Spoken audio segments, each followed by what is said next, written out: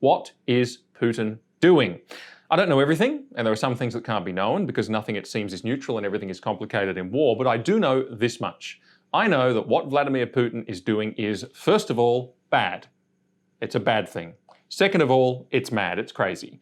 Let me deal with each of those in turn. And let me do so with an illustration on the point about this being bad. I will never do this, but just imagine for a moment. If I were to brutally beat and seriously injure a woman, you would be shocked and horrified that I would do that, and she'd be suffering. If I said to you, but she provoked me, you wouldn't excuse me, and neither should you. If I said, but I warned her for years and that she needed to stop provoking me, you still wouldn't excuse me, and neither should you. If I said, oh no, but you don't understand, she's a bad egg, it's a complicated situation, she controlled, she manipulated, she domineered, it went on for ages, well fine. She might have done some wrong things, but you would not excuse me, and neither should you. Why? Because some acts are wrong. They can't be justified and excused. Context doesn't make them right. So let me be clear, this is a very different set of circumstances, but that principle applies. Invading another country against its will and the will of its people, and killing, maiming, and displacing for the sake of power and territory is wrong. What Putin is doing is wrong, it cannot be justified, and I've been a bit saddened in some quarters by the lack of moral outrage over this, even amongst some conservatives, as if it's all just the complexities of world affairs and everyone's as bad as each other and we can't really have a clear view on the rights and wrongs of the situation. Again, forget the complexities for a second, which I'll get to. This much is wrong. Death and bloodshed, displacement and misery, invasion. Can we not condemn that much? Lament that much? Be clear about that much? I think we must. But what would make Putin do such a thing? This is another question. It doesn't excuse it, but it gives us some insights into the why. And this is where I come to the second point. I said that he was mad. He did something that seems quite crazy. Even people who are empathetic to Russia were saying right up until the last minute that he would never invade Ukraine because it would be such an insane thing to do. And of course he did that insane thing and he surprised everybody. Why? Well, he told the world why. He did a 1-hour speech as the invasion was about to launch, and it's out there if you can go and find it and you can watch it for yourself. And I'm going to show you from that speech what his reasons are and what's making this man tick. He's pretty clear. The speech covers 4 major themes. First of all, that Ukraine is truly a part of Russia and ought to be Russian. That's really what he's saying. Secondly, that the Ukrainian government is corrupt, they collude with Western powers, and it's bad for the people. Third, that NATO needs to back off and Ukraine needs to stay out of NATO. Fourth, he is liberating the people of Donbass in eastern Ukraine from mortal danger. Now, I'm arguing that only one of those 4 things really explains, really justifies a full-scale invasion of Ukraine and the taking of Kiev. Something as crazy as that. Something as big as that. It only matches, it's a conclusion that only matches one of those justifications. The others play a role, but they're not big enough. There's only one. It's not the conflict in Donbass. It's not Eastern European bloc countries joining NATO. It's not internal corruption in Ukraine. It's not the economic problems of Ukraine. It is rather the first one. It is the belief that Ukraine should never have left the motherland, the belief that Ukraine should not exist as a nation state, the belief that Ukraine should belong to Russia. That's the real reason. That's the only reason that connects properly and fully with the actions that we're seeing and explains them. But I'll come back to that. Let me deal with the other 3 first and just show you what he means by these for context. Firstly, Donbass. This is a region in far eastern Ukraine. It's on the Russian border. It's got about 4 million people in it. And 8 years ago, following the conflict in Crimea, a war broke out in Donbass. It was fueled by separatists who, in other words, are pro-Russia. They want to separate from Ukraine. The long story short is this. It's a real pig's breakfast, has been for a long time. People have died, the region is in a mess, sporadic war and conflict continues, the blame game is never ending. There's been EU efforts to broker peace with the various parties through the Minsk agreements. They've ultimately come to nothing. The 2 separatist groups themselves actually have played a key role in undermining those peace agreements. Now, Putin says in his speech that Ukraine and the West are organising, get this, organising and funding an underground terrorist movement in the region. He says that there is genocide occurring, neo-Nazis, terrorists and extreme nationalists are oppressing the separatists and the people of the region. The The Western view of the situation, however, is quite different. And indeed, those I've spoken to about this, and the consensus seems to be that actually the trouble was probably started by Russia inciting these separatists in these Russian majority areas and agitating and giving them support and all the rest of it. And it would make sense in terms of timing, because it was immediately on the back of the Crimea move, and the Crimea move is connected even in the way Putin talks with this move. And also by doing that, by getting in there to create trouble and then, an opportunity to solve the problem, there's a permission structure for Russia to intervene. Now, of course, you say, well, if it was on the back of Crimea, why didn't Putin move then? Well, Trump was president, and that really is the reason. But here's the thing. Donbass is home to two self-declared separatist states, Luhansk and Donetsk. If the liberation of these two separatist states were truly, really Putin's confined, specific goal, the full-scale invasion of Ukraine and the taking of Kiev is total overkill. The localized issues in Donbass do not fully, properly explain this, though Putin relies on it and though his delegates rely on it when they speak at the UN, if you've seen any of those speeches. Okay, that's the first thing. The second thing he raises is NATO. And there is something in this. When the USSR was disbanded, Russia was promised that NATO would not move, and I quote, 1 inch east. That's a quote, 1 inch east from Germany. America and the NATO allies have comprehensively broken that promise. It was made a long time ago, I know, but they have broken it. It was probably a key promise that enabled the fairly easy disbanding of the USSR, all things considered at the time. It has become a lie. In 1999, NATO added Poland, Czechia, and Hungary. In 2004, they added Bulgaria, Estonia, Latvia, Lithuania, Romania, Slovenia, and Slovakia. In 2009, they added Albania and Croatia. In 2017, Montenegro, and in 2020, North Macedonia. And Russia is really up in arms about this because they see NATO as essentially an anti-Russia alliance. Putin says he asked Bill Clinton whether they would ever consider Russia joining, and said that obviously it's out of the question. In his speech, Putin calls this NATO expansion, he calls it, quote, a knife to the throat. He says the promise that was made then should have created, quote, a belt of states friendly to Russia. He says that if Ukraine joins NATO, Russia is at risk, observing that US weapons launched from Ukraine could strike east of the Ural Mountains and reach Moscow in minutes. He says Ukraine would be, quote, a forward springboard for such a strike. Commenting on this NATO expansion, Putin says, quote, the authorities of some Eastern European countries trading in Russophobia brought their complexes and stereotypes about the Russian threat to the NATO alliance and insisted on building up collective defense networks which should be deployed primarily against Russia. In other words, he's saying, look, this NATO expansion is a threat to me. They don't like me. They're saying that they need protection against Russia. 2 points just to note. First, to become a NATO member, the country has to accept the invite. No one's coerced into it.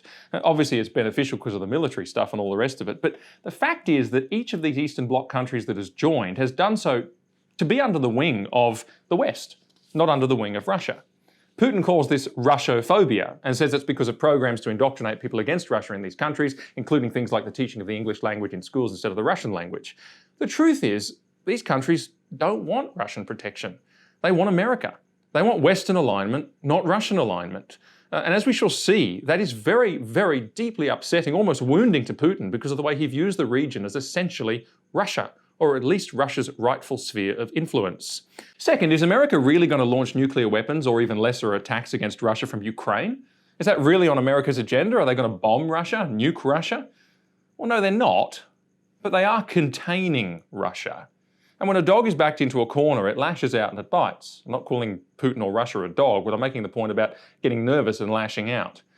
And I do understand that point. I don't agree, but I understand the depth of feeling here. And I do agree with this. The West has broken its promise to Russia, and it shouldn't have if that promise was there. The West doesn't quite have clean hands in this matter. But does it justify a full-scale invasion? No. It may be frustrating. It may demonstrate loss of power in the region. It may demonstrate containment by a greater power than yourself.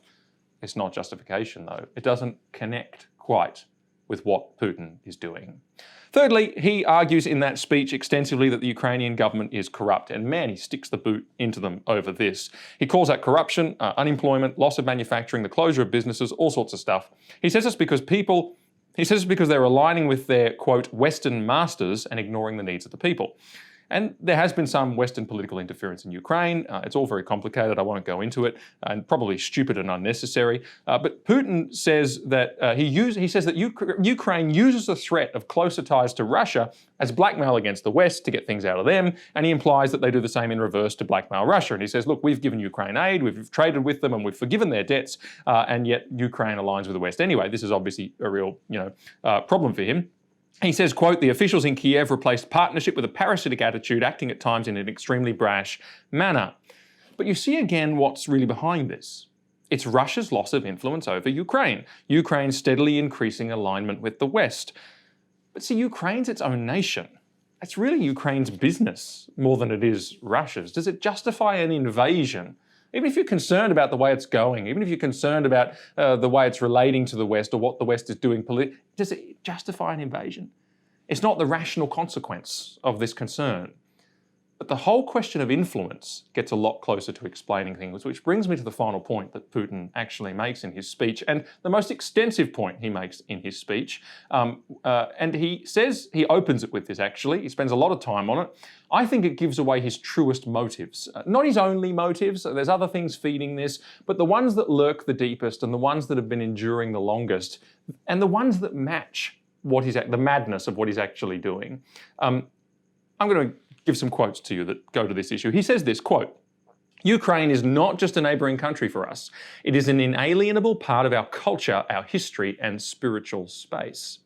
He calls Ukraine, quote, what has historically been Russian land. He goes on, quote, I will start with the fact that modern Ukraine was entirely created by Russia, or to be more precise, by Bolshevik communist Russia.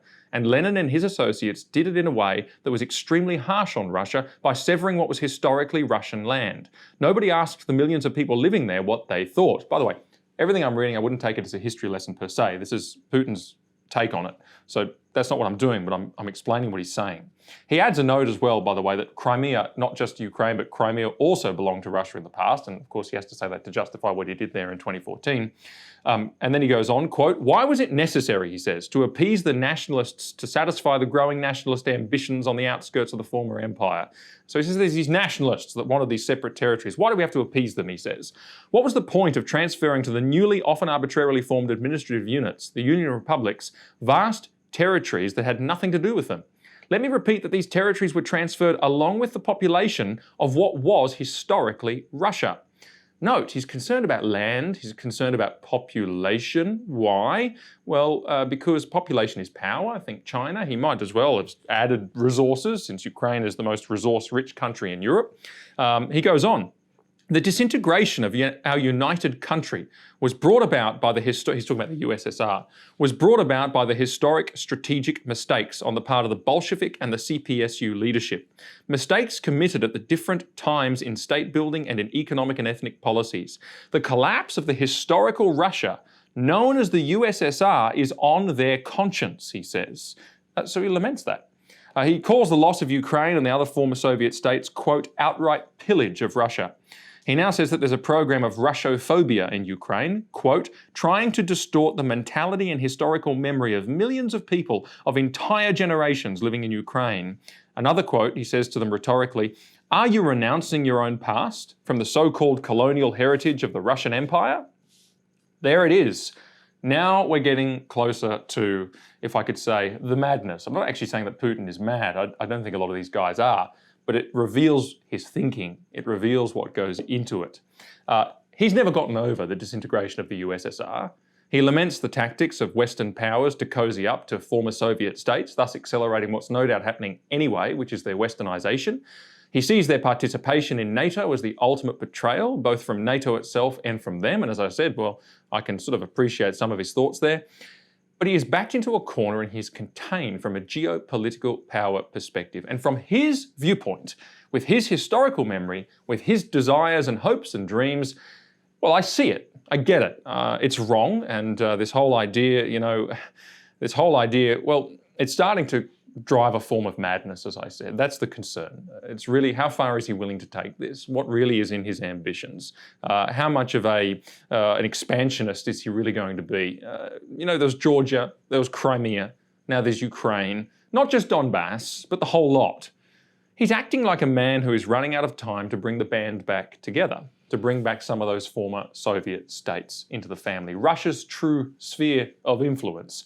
He clearly laments it and sees Russia as disempowered in the modern world. And of course, that's his frustration. Loss of power and containment by greater powers. It's true, you think about it, you say, well, what will be the next superpower after America? And if someone says Russia, you just go, well, that's not possible. Not enough people, not a strong enough economy. They just don't have enough in their quarter. It's got to be China because they've got so much more. Population being, key, but also the economic progress and all the rest of it. Russia's only hope, well, Putin's only hope, I should say, I don't want to throw in the Russian people with this, but Putin's only hope of real global superpower status, it lies in the land, the population, and the economies of the former Soviet countries. He can never be a China. He can never stand up to America any other way. That's his real predicament. And the weight of perceived historical injustices only adds to the frustration. Now, in that is a cocktail of things that explains a certain kind of madness that would see him actually fully invade Ukraine. Does it make him right? It certainly doesn't. I said that, it's bad. It's real bad. It does explain what he's doing. But here's the other point. If we see his motives as he has explained them, clearly in his speech, you can watch it for yourself, and if we see the badness of the act of invasion, then there's a moral principled point to be made that the invasion of Ukraine needs to be opposed absolutely.